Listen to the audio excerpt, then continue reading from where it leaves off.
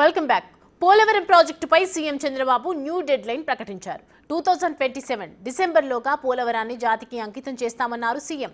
రాయలసీమ, ఉత్తరాంధ్ర ప్రాజెక్టులను సైతం చెప్పిన మాట ప్రకారం పూర్తి చేస్తామని చంద్రబాబు ప్రకటించారు. జగన్ చేతకాని పాలనలో పోలవరం పనులు రివర్స్ అయ్యాయని విమర్శించారు.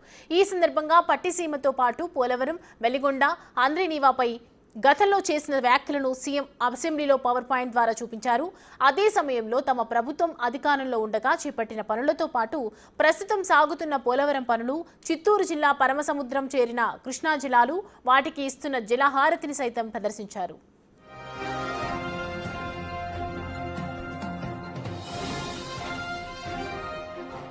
ఐదేళ్ల వైసీపీ పాలనలో రాష్ట్ర జీవనాడి పోలవరం ప్రాజెక్టు మొత్తం రివర్స్ అయిపోయిందన్నారు సీఎం.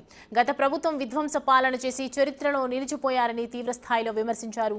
గత పాలకుల అసమర్థత, అహంకారం వల్లే 400 కోట్ల రూపాయలతో నిర్మించిన పోలవరం డయాఫ్రామ్ వాల్ కొట్టుకుపోయిందని ఆరోపించారు.